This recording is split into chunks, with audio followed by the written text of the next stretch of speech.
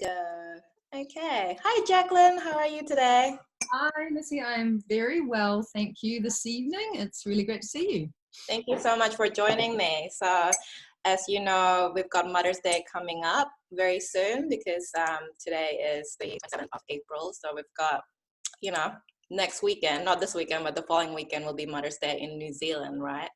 And so I thought, why do we only celebrate being a mom for one day? Why do we not just celebrate it for a whole month? And so I thought May should be Mother's Month, and it's all about celebrating awesome moms and awesome women that we are. And because we're still currently in lockdown, I've been undertaking this project, which had been really it's been really cool and just been really empowering, I think, just to connect to a lot of moms and talk about their motherhood journey. And so I was interviewing Penny Elliott, who is our mutual friend, and she said that I should talk to you because you are also in the same space about empowering families and, you know, being real and just sharing your journey in terms of what you've learned in your own parenting journey. And so I got in touch with you, and then we've been talking since then, and it's been really cool just to learn more about your business and your journey to this day. So you are a mom of two boys, and how old are they again? They are 7 and 11. They're 7 and 11, yeah. And you also have a business called Your Parent Journey, which I thought is such a cool name. And before that, you were a hypnobirthing teacher. Was that right? Yeah, hypnobirthing practitioner. Yeah. Hypnobirthing practitioner, yeah. So tell me a little bit about that journey, your own parent journey. Yeah. Well, I used to be a corporate architect. So I was, right at the other end of a spectrum of career, if you could put it that way. And Yeah, that is very the other end. I did not expect that. I didn't know you were an architect. such a an extreme shift, and when I tell people, they're just like, whoa, that just doesn't make any sense. But before I became a parent, I was a very, very different person. And and when I became a mum, it really, really changed me and shifted me in such a big way. Okay. And as before, when I was talking to you earlier, I did hypnobirthing in between my two boys, so I had the incredible benefit of having a birth without the hypnobirthing tools and approach, and then a birth with it. So it gave me a really, really great place to be able to teach from, to be able to go into that journey as a hypnobirthing practitioner, because I could operate from both sides. And I think that that's a really beautiful piece to be able to share from and to be able to support from, because I can still, what I share becomes a lot more accessible to other mums and other dads. So that was the kind of entry point into supporting parents. Right. And I became a hypnobirthing practitioner after the birth of my second boy. So I used the hypnobirthing tools and techniques, and then I became a practitioner. So what led you from, doing that course and obviously giving birth to your second child to wanting to be a hypnobirthing practitioner? Especially from coming from a corporate architecture. Yeah, that's the interesting part. I mean, becoming a mum changes you. It really, there's just no way around it. It really does change you. And even, I wasn't ready for that kind of change. I certainly wasn't ready for it. But the things that I'd previously made important just were no longer important. My work was all about money. It was all about clients that had a lot of money. It was a very male-dominated space. And so, I kind of had to be in that sort of masculine energy, a lot of the time as in my job as an architect. And becoming a mother, that energy just doesn't it doesn't compute, it just doesn't work. So a lot through my journey in my early years as a parent, which I really found challenging, there was a lot of softening that happened from my corporate architecture days, which were all about wearing black and high-heeled boots and, very, very manicured look and, all of that sort of stuff, to the complete opposite end of the spectrum, which was becoming a mum. And where all of those sort of that sort of rational, logical thinking brain and control brain that was my architecture world, I didn't have it. I mean, it astounded me, because it was like, where's like the little milliliter thing up the side of my baby to tell me how much had, and because all of those things that I was really used to knowing and used to controlling, there's just that just doesn't fit into parenting. So it was a really big transition into what's important. Going back to your question, what became important and what was revealed to me as important completely changed. And I've talked to lots of moms who, in terms of their personality type before they had their first baby, is that they're, wanting to control, wanting to be precise, and wanting to know exactly what's going on or know what to do. And then having the first baby, you just kind of explode that, right? Like, you just have no control. You don't know what you're doing. There's mess everywhere. There's no measurement or nothing specific. And so that's a huge adjustment for a lot of people. So how did you find that from being a corporate woman to being a first-time mom? Oh my God. I would love to say that it was a smooth entry, but it was the complete opposite. It was, I remember saying to Penny, actually, our mutual friend, it was like being hit by a truck, and we kind of had this discussion around it, and what we came to was, no, it's more like a car crash. It's more like being in a car crash, because you can see the debris of your former life all around you, and right. And it's just, it's the most disorientating and absolutely, like pull the rug from under you, that kind of experience where, I didn't know whether I was coming or going. I didn't know top from bottom. It was just, I didn't know night from day. It was just the most sort of hijacking experience that I've ever gone through. And I absolutely struggled and was challenged. I had a really bumpy road into my life as a parent, and I have absolutely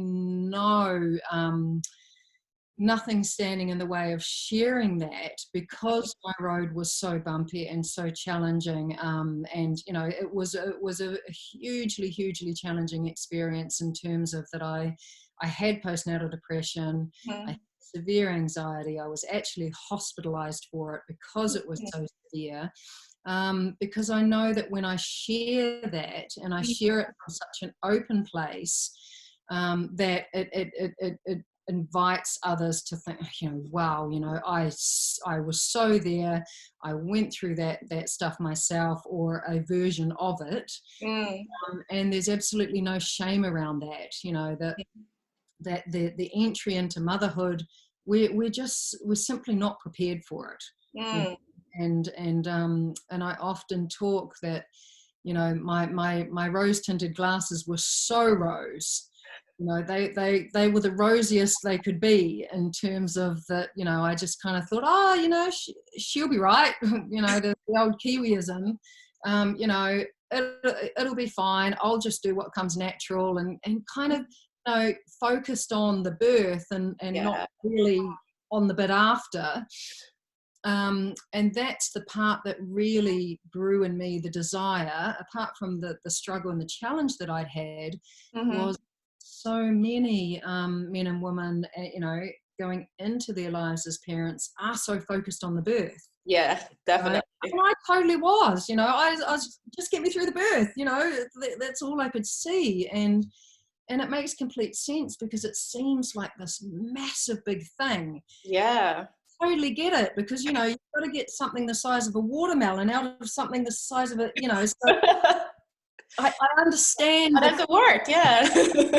I understand the big picture of it, and you know, the uncertainty and the unknowing and the fear and the, you know, the anxiety that can go with that. But really, the birth is just a tiny blip on the timeline of actually being a parent. And that's what grew in me, the desire to actually support couples through the entire journey of becoming a parent, because the transition is a big one. It's a really big, so. It's massive. And I always talk about this with lots of people, about how a lot of the antenatal classes that we have here, like you said, just focus mostly on the birth process, right? And if you're lucky, you may, you know, learn how to change a diaper on a baby doll, on how to swaddle, or how to change their clothes, or how many layers the baby doll needs. But very little of it is actually about the emotional preparation of motherhood or becoming parents. So what are some of the things that you think would be helpful for expectant parents to know, or what should they kind of talk about, at least between themselves, or in terms of just preparing psychologically and emotionally for this massive thing that's happening or going to happen? Absolutely. And I think that in terms of the way that I work, I mean, my ideal client is someone that hasn't even conceived yet, you know? because that's where I want, you know, it's like the front end, right? It's the proactive, it's the preemptive kind of end, rather than being at the reactionary end and just kind of picking up what happens after this big shock of becoming a mum and a dad. But I guess in terms of conversations and preparation, because I think you're absolutely 100% right. There is no emotional support for parents out there to prepare them for what's going to happen, what's going to come up, and what's going to say hi, you know, through the process of birth. And that's what happened with me, and that's why I ended up in a hospital, was that, you know, everything that I kind of squashed down and put a little on and, you know, suppressed over the years, which is what we do, you know, it's what we do as humans, came up and said hello once I'd had my baby. And if I had have known that, if I had have had awareness around it, and, you know, everyone has these varying degrees of experience, and, you know, some have very little of this emotional stuff, the turmoil, and some have a whole lot more. So, you know, anywhere that a man or a woman finds themselves on that spectrum is what's real and, you know, alive and true for them. But in terms of, you know, preparation, there's very little, you know, to support men and women out there emotionally about the challenges that are going to happen, and the fact that they are going to turn into their mother, or a reaction to their mother, or they're going to turn into their father, or a reaction to their father. You know, there's no way around it, because of the way that we are conditioned as, you know, as humans, and how the subconscious works. But having conversations with your partner, I mean, one of the biggest questions that I ask couples before they conceive is, why do you want to have a baby? You know, why do you want to have children? And people kind of have a bit of a laugh at me when I do that, because it seems such an obvious question, but it's not often a question that we ask. Right. And some of the answers that we come back with are quite enlightening, because, you know, a lot of the time it's kind of, oh, well, that's what you do, you know, you get your car, and you have your job, and you get your house, and then you get married, and then you have the baby. Yeah. And it may not actually be, you know, what your true passion is. And the other piece around preparation, apart from getting support, you know, and doing preparation, is having conversations around, you know, the really good bits and the really wonderful bits of your parenting, you know, the way that you were parented, and the bits that you kind of would rather leave behind, and the for your partner, and bringing those two things together and seeing how you can mush them together into your parenting values and, you know, the way that you want to parent your children, I Right. think is a really, really, a really great way to start working in that way. But also, you know, awareness of the cycles, you know, the cycles of repetition, of the way that this, just simply the way that we do things. Mm-hmm.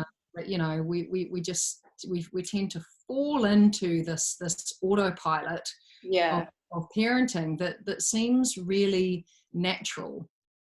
And, you know, as soon as you become a parent, it's like these things just fall out of your mouth, and you're like, blah, and you see yourself doing it. You know, if you're telling your child off, or if you're getting annoyed at a baby for crying, you know, it just kind of happens, and you're in the middle of it, and it's like, whoa, this doesn't feel like me. But it's coming from, you know, from that conditioning and the way that that we were parented. And to be able to, you know, just even having awareness around that can be so beneficial, that it actually exists. But I mean, my advice for all parents is to prepare, you know, to really prepare. And the reason why I say that is because, and I kind of had a laugh about it when I was writing the content for my program. As I said, you know, when I think about it, the parenting model that I was using was over 30 years old. Because when I first became a mum, I was 33. So, and if our parenting informs, you know, if the way that we were parented informs our current parenting, then I'm parenting from a model that's 30 years old. You know, and it just, and in the current climate, I think that's more relevant than ever, because things have changed. You know, things Hugely, yeah. are so different now. And, you know, every single part of our parenting journey these days, and you know, current present time is completely different. You know, we're navigating circumstances that we've never had to navigate before, and our parents certainly didn't navigate. So all of those old ways, you know, so many of them are completely irrelevant and really, really not helpful for us in the present. So yeah, big awareness around those things. Yeah. Okay. Yeah, that sounds exactly, just being mindful of, you know, kind of your history and how that would influence your current behavior, but at the same time being proactive about it. Because once the baby comes, both mom and dad will be completely sleep deprived, right? And when you're sleep deprived, you're not going to be able to actually have good, rational, you know, conversation about your past, and let's talk about this in a calm, logical manner. Most likely it's all going to just blow up at 2 a.m. in the morning because you don't want to get up again when the baby starts crying, right? And so in terms of couple, like just having those conversations before the baby comes would be so beneficial, because you're not going to have, well, hopefully fewer of those massive kind of blow-ups that tend to happen with sleep deprivation and exhaustion. What else, you know? Yeah. Oh God, yes. And you know, in those stressful moments, we revert straight back to our programming. You know, and there's no consciousness about it, which, you know, totally. And as you say, and you know, there's those sleep deprived moments, we're just totally in reaction. And, you know, absolutely, as you're saying, you can't have those conversations around, well, what do we want things to look like? You know, it's like, you know, I want sleep. Yeah. Just get through the day. But the thing is that there's very little awareness around roles. And I think that's the biggest thing that a lot of couples struggle with once the baby comes, is no matter what their best intentions are, they just kind of fall into these roles, you know, which are most often the traditional roles that they witnessed when their parents were parenting them. And I remember seeing it in my own journey. It was like, you know, my husband and I had said, you know, oh, we're going to 50-50 and we're going to share the load and we're going to share the baby care, and, you know, and then bam, we had the baby and we did the complete opposite.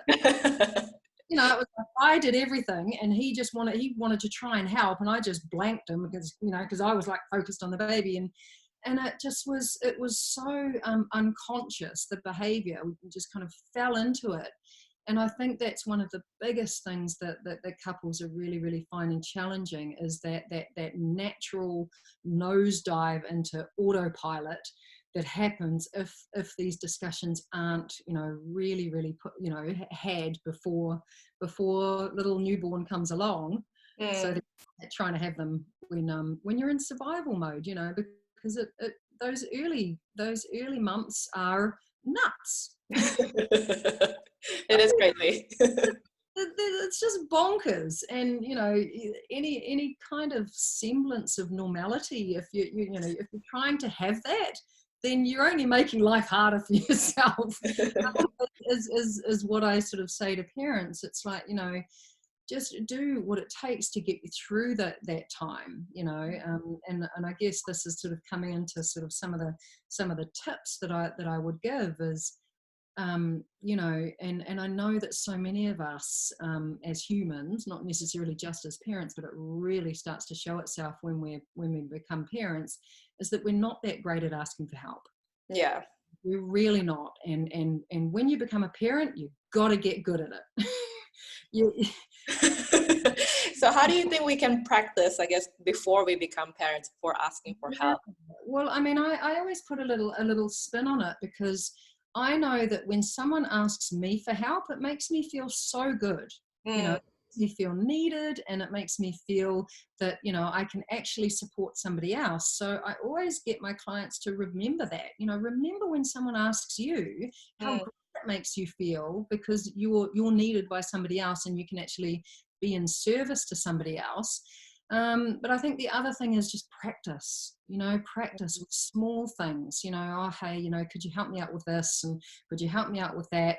And, I know that especially with women, and especially women that have had careers, yeah, because we're so independent, right? We're so used to being able to navigate everything and manage everything and control everything, that when we're a baby, it's just like, got to do it all on our own, and that sort of thing comes in. So practice, and actually get a plan in place for after the baby comes. And I always say to couples, that really make the time after you have your baby really sacred. So that baby moon, time, that you don't have a million guests coming over that you're making cups of tea for when you gave birth 2 days ago. Let's not do that. Just don't put yourself through that. Give yourself time, 2 weeks, 3 weeks even, of just time alone for you before the onslaught of aunties and uncles and grandmas, and because you never get that time back, and that's one of the most beautiful times, because the baby does sleep a lot during those first couple of weeks, and it's just such a great time to just stare at your baby and go, oh, look what we made. And just, hold up their hand and go, wow. It's such a beautiful time to be able to enjoy, and you can enjoy it so much more if you have a plan in place that includes friends bringing you food over. And I always say, once that time is over, and if you've got a fully stocked freezer of meals that you've made, during the nesting period, when you've got lots of crazy energy, filling up your freezer, or getting friends to bring over meals so that you can put in your freezer as well to get you through that time. But then when your friends come over to visit, don't have them over unless they're bringing you dinner, or they're going to vacuum your floor, or make dinner, or hanging out your laundry, or it's this thing that we have in society, that that when people come over to our house, we still have to host them. And I've heard of women who have had cesarean sections, and then their whole family have come over, and they've been expected to host them. Oh, really? And then they can't move, right? I mean, when you have a C-section, you can't really move except hold your baby. I know. So, and then there's that incredible amount of pressure that comes on to parents, to be, to not only be, getting through that period, but to be able, but to be hosting everybody as well, and to be able to, and to be showing everybody, portraying to the world that they've got it all together and everything's great, and so there's an incredible amount of pressure. Yeah. Yeah. And what do you think about, so in Chinese culture, we have the 1 month period after the baby's born, that the mom is just completely pampered, right? Like not doing anything. I mean, for me, the way that I see it, it's quite hard. Like I didn't have to do it with my mom, luckily. There's still the, I guess, expectation for her, well, not for me, but for her, she really wanted to take care of me. So she came over from Indonesia and spent 2 months, not in the house, not in my house, but she was basically just there for me to take care of me. And she always made sure that I was fed, and she cooked, and basically just try to do as much as she can to help with my kids, Ari and Lexi. And I still remember to this day that, like I've got Ari and Lexi, they were screaming, and I just want to like breastfeed both of them. And like I haven't eaten, but she always just forced me to eat. And she always say the same thing. And she's like, if you don't eat, they can't, like they won't be able to eat either. Like you're producing their milk. And like just that kind of saying is like, oh yeah, like she always say you have to take care of yourself first. As a mom, you cannot actually feed your child or your children if you don't feed yourself. And I'm like, that's such a great lesson. Like I'm really glad that my mom was there to teach me those things, and to just say, hey, look after yourself first. So I guess I'm really lucky in that respect. And I'm just wondering, in terms of your point of view with kind of different cultures and the way they do the postpartum period, what are some of the things that I guess Kiwi families can learn from that? Oh my goodness. Yeah, I think that it is an incredible thing to do for a postpartum mum, is to, and I've heard other cultures, I think Indian cultures do a similar thing of the 40 days. And I just think it's beautiful, to have family that are there that are going to look after mum so that mum can look after baby. Yeah. For that initial time of just making that transition, from, pre-baby person to post-baby person, to have that transition as gentle as it can be, and as easeful as it can be. And I think we can learn a lot from that, and it's almost like what I said before is kind of the way to kind of find an answer to that, by, kind of the opposite end of the spectrum, which I kind of talked around, which was the hosting, which is the opposite. It's the opposite. It's like, people coming around, or your parents coming around, and you're having to host them. Whereas, you're saying your mum came around and she was looking after you so that you could look after your babies. And I mean, it's just so beautiful. And I really feel that that as as a race, we've got a lot to learn in terms of that, and in terms of honouring the mother, and honouring relationships, and honouring families. And I wrote a little piece about this today, that until our focus is actually on relationships and on connection and on families, which are the core of our existence. I mean, they really are, because nothing else, if we don't honor the procreation of our race, it's kind of a no-brainer, right? You would think it's a no-brainer, but it's because money has become such an important part of people's lives, it's often not. But to bring the emphasis back into the relationship, and to bring the focus and the honouring back into the woman, to the mother, because we don't even honour our daily cycles, our monthly cycles, the circadian cycles of the rhythms, the rhythms of life. We don't honour them. And as you said on the intro, we are in lockdown at the moment, but and I don't know about you, but my body and my children's bodies have just naturally gone into this new rhythm, which would not include getting up and doing the school run. Yeah. It's just our bodies have found a natural rhythm, and society and the way that we live, it just fights that. There's no congruency, and I think that a part of what you've said around, that honouring time for the mother and for the family is a huge part of that. And I see things really needing to shift in that. Much more focus and much more awareness and much more celebration and honouring of raising children.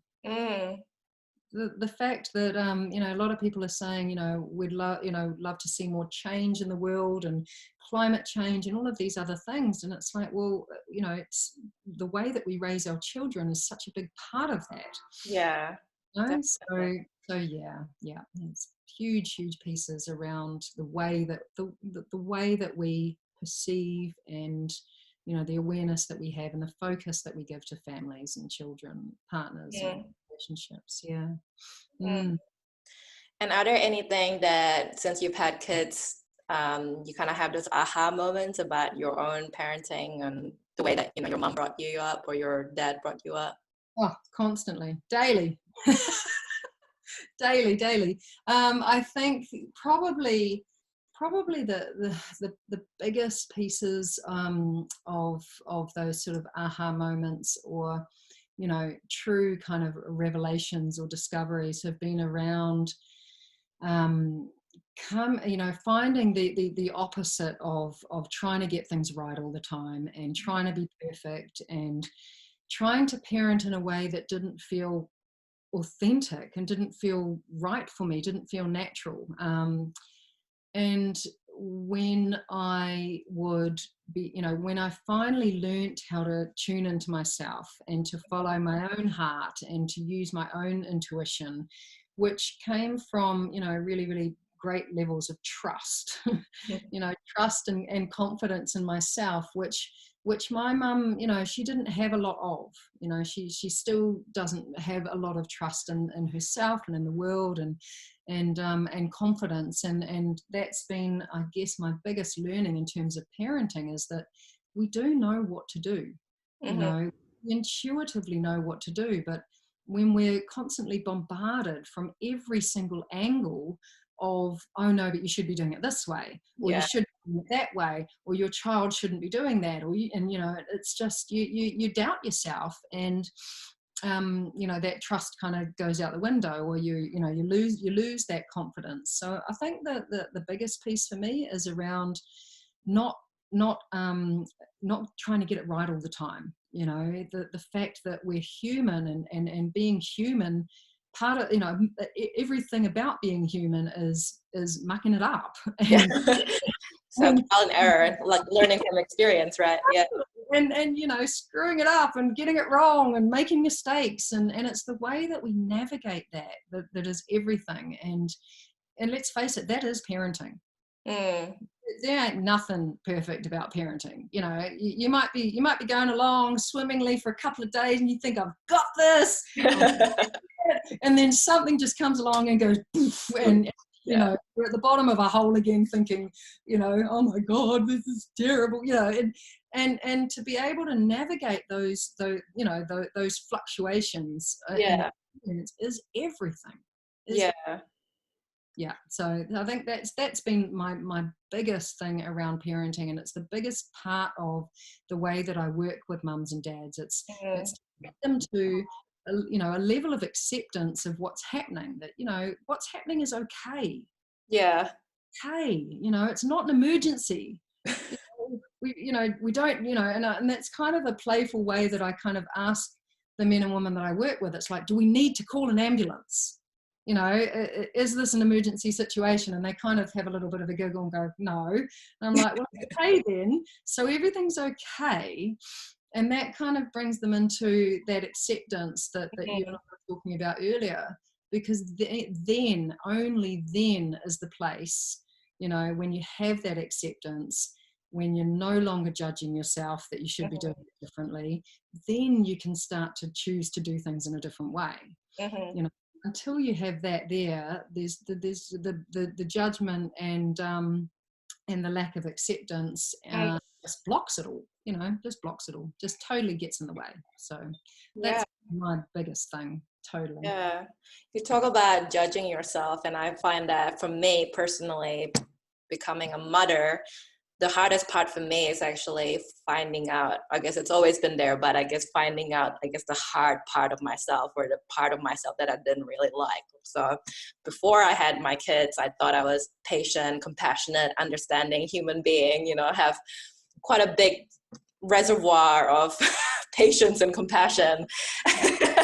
And then, you know, and then I had my kids, and then suddenly I was pushed to the limit, pushed to the extreme, and then, you know, be snappy and irritable and just kind of be petty and all these things that I don't actually like about myself. And then I started judging that, and I found that that was the hardest part. Is actually not really, you know, the relationship between me and my kids. It's actually the relationship that I have for myself, and kind of actually being aware that I'm extremely critical of myself when it comes to everything, but especially when it comes to my kids, you know, just kind of constantly like, oh, why didn't I do this, or why didn't I do that, and made a little mistake, and now they, you know, not sleeping during the lunch nap, and that's going to have a big impact on our day, and everything's ruined. So that kind of perfectionist, catastrophic thinking just kind of get amplified, and then that just gets so much, you know, anxiety and just, yeah, you're right, like just constant doubting of, well, am I doing something right, or am I doing something wrong?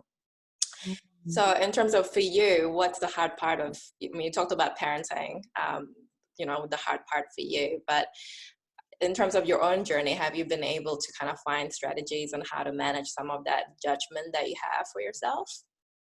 Yeah, it's such a big one, isn't it? Because I often think that I wasn't really aware of judgment that much before I became a parent. Well, you know, I had, you know, I was aware of it, but it's like when you become a parent, it just amplifies, you know.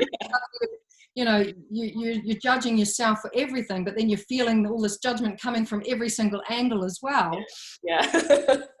And it's incredible, and it's just, you know, the self-talk, you know, that we have for ourselves, and realizing that, you know, so often we're not talking to ourselves in a very, you know, positive way, a very way. You know, I remember back when I was first a parent, I would never say the things that I was saying to myself to somebody else, never. So I think that in terms of moving through judgment, I know that the biggest part of, for me, from moving through judgment from others was having the understanding that all judgment is self-judgment. Mm-hmm. Is a big one, because, you know, I still have people say, oh no, but they're judging me, but it's like, but if there wasn't a part of you that was secretly judging yourself around that, you wouldn't care. Mm-hmm. Just fly straight over your head. Yeah. And I kind of use a funny little joke where I say, you know, someone came up to me and they were saying, oh, you're Mary, and it's like, no, my name's Jacqlin. They're like, no, you're Mary, and it's like, no, my name is Jacqlin. Like, just because you think I'm Mary doesn't make me Mary. Yeah. No, so just because somebody thinks you're a bad parent doesn't make you a bad parent. Yeah. And so it's a really great, it's a gift when we feel judgment from somebody else, because then we can have a look. It's like, oh, I'm judging myself around that, so then I can have a look. And that was a real gift, that understanding. But in terms of moving through my own judgment, you know, it was a real softening of that need to get everything right and that need to be perfect. And the other real big piece was to begin to put myself first. Mm-hmm. As you say, you know, the connection with myself, which I really didn't have a great connection with myself, you know, probably leading into becoming a parent, but it really becomes noticeable when you become a parent, because all of a sudden there's other, you know, there's another thing that you can completely give your focus to, and take the connection away from yourself even more. Yeah.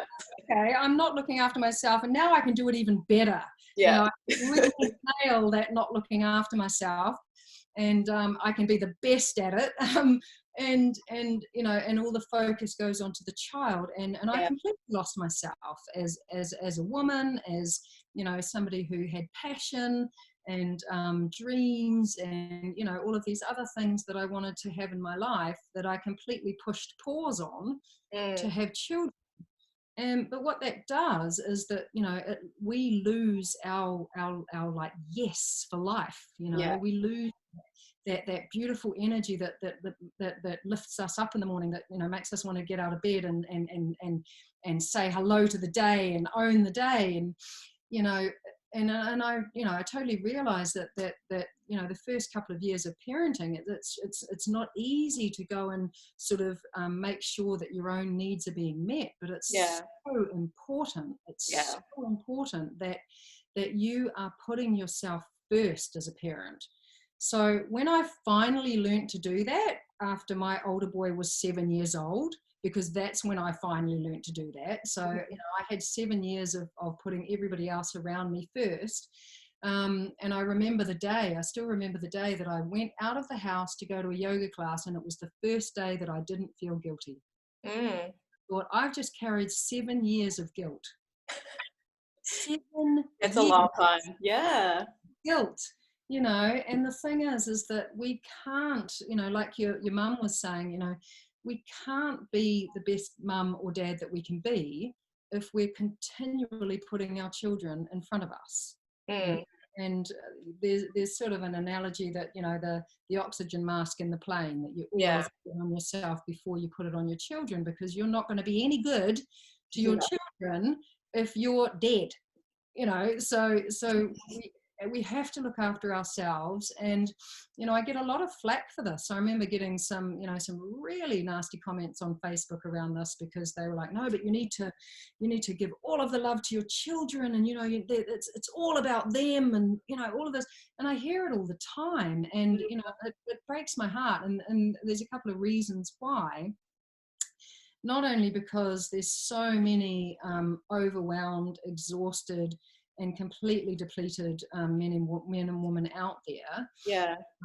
Because, you know, we're parents for the rest of our lives. You know, it's not like we stop being a parent. Yeah. You know, to kind of push pause on your own life for 10, 15, 20 years while you're becoming a parent, you know, isn't great for anybody's passion and enjoyment for life. But the other thing, and this is the thing that really shifts a lot for the clients that I work with, is that if we continue to put everybody else's needs ahead of our own, then we're modeling that behavior for our children. And they're simply going to repeat the pattern. Yeah.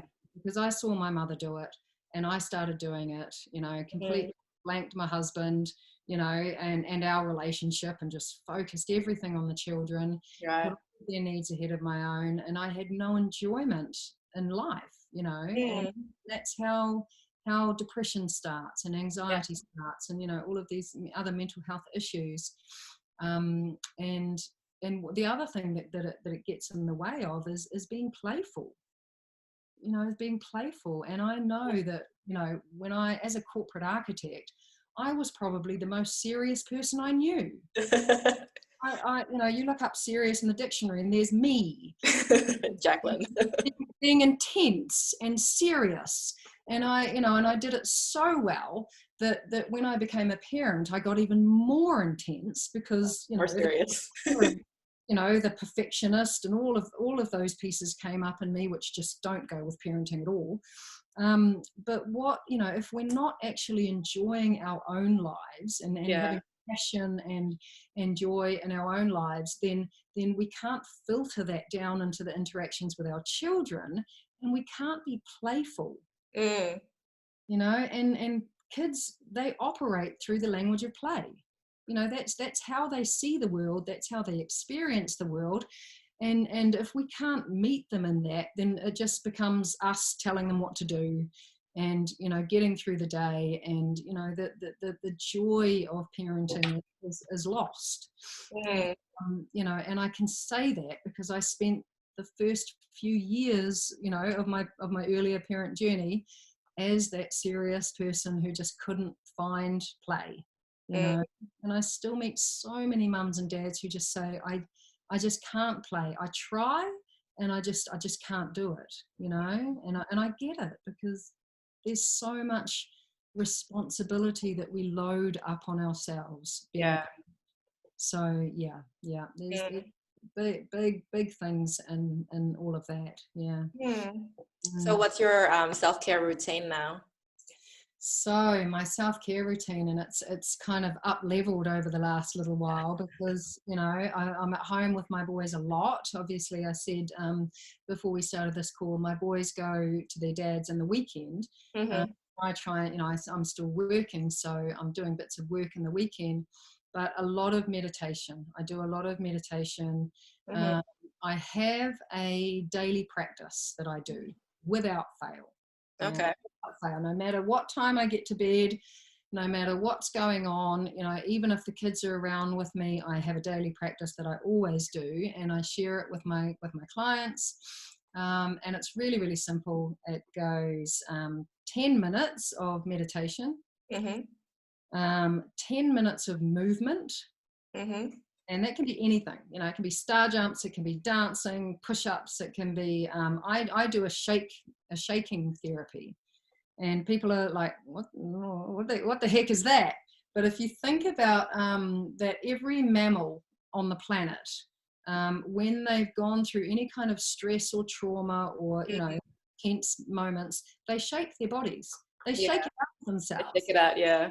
They shake it out. So I remember hearing something about this, and I showed my boys a video, and it was of a polar bear who'd been tranquilized, and he started convulsing and shaking, and then he was fine. And that's what we don't do as humans. We don't release the energy. Yeah. So that's what I do. I do 10 minutes of shaking, and then I have a shower with a freezing cold blast at the end. Yeah, and I remember the first time I tried it, and I thought I was crazy, and somebody had told me something about it, and Wim Hof does what he does, and there must be something in it, right? Yeah. So I gave it a go, and I got out of that shower, and by the time I got out of that shower and looked at myself in the mirror, I was on fire. I was like, woof, right, start the day. Because otherwise it's really hard to get out of the shower. It's like, so nice. It's so warm. So you put a cold blast and you're out of the shower. So that's my daily practice. And, I think when I first started it was like 5 minutes. 5 minutes meditation, 5 minutes of movement. You can do 5 minutes of reading a book or journaling or whatever. That fills your cup, yeah. Fills your cup, it doesn't matter, but just make sure you're doing it every single day, because for me that's the core. And when I used to think of it as like the foundation, it's like, no, it's the core, and then everything else comes on top of that. Right. Doesn't change. It doesn't change. And what it's enabled me to do is that my kids come in, they see me with my eyes closed, they know I'm in meditation, they see me doing it so much, they know that I'm not going to talk to them. Yeah. And sometimes my little guy will come in, he'll go, blah, blah, blah, blah, and then he'll see, forgot, and then he'll walk out again, or he'll sit down and read a book next to me or something. Yeah. But I think it's one of the biggest beliefs that we have as mums and dads, that we can't do these things, that we can't go to the toilet on our own, that we can't have an uninterrupted phone call, that we can't go and take a nap, and we can do all that stuff. We just need to ease our children into it from a young age, that our needs are very important, so that we can be the parent that we want to be. So yeah, that's my self-care routine. Yeah. And I like how you say that, you started with 5 minutes, and then now you build up to 10 minutes of meditation, and then you've got the movement, and then you've got the shower. And I think one of the kind of roadblocks for a lot of moms is kind of that perfectionist thinking of like, if I do yoga, it has to be a 60-minute yoga, whereas it could just be a 1 minute yoga practice. It's better than nothing. I talk a lot about mini habits, which I thought it's such an extremely powerful tool, because I've tried meditation for years and years, like, I don't know, 10 years or more, and haven't ever been able to do any kind of consistent daily practice until I decided to just set myself a mini habit, which is basically something that is so tiny that I would be able to do it no matter what state I'm in. And it's just setting myself to do 1 minute of meditation a day. And so far, I've been able to do it consistently for like a year and a half now. And then when I actually look at the amount of time that I do on average, which is like, I don't know, 10 to 14 minutes or something a day, that has been higher than the previous time when I set myself like a higher goal of 30 minutes of meditation a day and haven't been able to do it every single day. So it's the consistency that actually matters. And in terms of kind of the way that our brain works, it's that consistency that actually makes that pathway, right? The neural pathway. It's just like brushing our teeth. It's better that we brush our teeth twice a day consistently than just once a week for 2 hours. It's the same thing. Yeah, I absolutely agree. Yeah. But I really like how you said that, you know, it doesn't matter like how much time you have, as long as you kind of start that, and then you can build it up later on, especially when the kids get older and they're starting to understand more about what you're doing, and they're like, oh, okay, like understanding that mom is doing meditation, and yeah, just teaching them that, right? Like teaching that self-care is important, and mom also needs her own space. Yeah. Kids are adaptive, you know, kids are incredibly adaptive. I mean, you think about it, they've adapted to being home. Mm-hmm. I mean, I'm not saying that everything's going swimmingly in a lot of houses at the moment, because I know it's not. You know, I get a lot of calls and a lot of messages from a lot of parents who are finding it really challenging. But, you know, generally, if you can get kids to understand that at the moment, you know, there is social distancing and there are these different circumstances in place, what it's really showing, if parents are able to receive this as a gift, is that our kids are really adaptable. And once they start to see, you know, these different habits, as you say, coming in, and then there's repetition with the consistency, they get it. You know, they get it. And then all of a sudden, I mean, I've started doing little meditations with my boys. It's like a 5-minute meditation on YouTube, and it's around gratitude. And it's beautiful. And, you know, the first few times we did it, my little guy was kind of all up everywhere and couldn't sit down. And now he sits down and he closes his eyes. And, you know, we all look at each other at the end of it and we say what we're grateful for. And generally it's Snuggles, our cat. And, you know, you know, I found my phone the other day and I actually found a little video of him. And he'd done this little breathing video. And, you know, he'd breathed for like, I don't know, 20 seconds or something. And he goes, thank you for joining me on this breathing video. It was the same words that she uses at the end of this gratitude meditation that we've been doing. And it's just about getting these little pieces in as routine. And as you say, that, you know, the repetition, the habit, and I love your mini, what did you call it? Your mini habit. Mini habit. Yeah. I mean, that's so beautiful, because I use that a lot in terms of the meditation and, you know, getting that daily practice, that core of the daily practice in, but also in terms of a lot of the tools and the approaches that I use in my parenting and in my programs, that, you know, in terms of play with the kids, to set up these agreements of both mums and dads getting what they want and kids getting what they want, that, you know, anyone can do anything for 10 minutes. You know, you can do anything for 10 minutes. And you know it's 10 minutes, right? You know it's 10 minutes. So, you know, and I think it's such a valuable piece to just say, you know, it doesn't have to be a long time. No. It doesn't have to be a long time. It's just getting into the habit, and then you can build it up as the kids are getting older. But it's, you know, just so important to ensure that your needs are put first. Yeah. That's beautiful.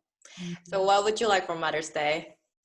What I was thinking about this before the call, and what actually dropped into my mind, because, you know, there's all the normal ones of like going for a spa day or getting a massage would be lovely right now. But, you know, what always astounds me is the simplicity of someone coming and cooking dinner. Just someone else doing dinner for once. Cooking dinner, and no asking me what we're having, or, you know, it's like I'm actually going into the kitchen, and I don't know what they're cooking, but they're cooking something, and I don't have to make a decision, and and I don't have to do anything. And I don't think people have, especially people that are not parents, I don't think they have any idea what a gift that is. Yeah. to a parent who generally does the cooking. Mm-hmm. And because I know that there's dynamics in families where there's a lot of different things going on and sharing of loads and stuff. But in a lot of families, one person ends up doing pretty much all of the cooking.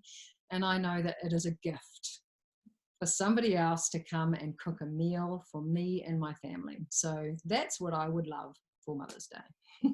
Sounds great. Does Uber Eat count, or it has to be home cooked meal?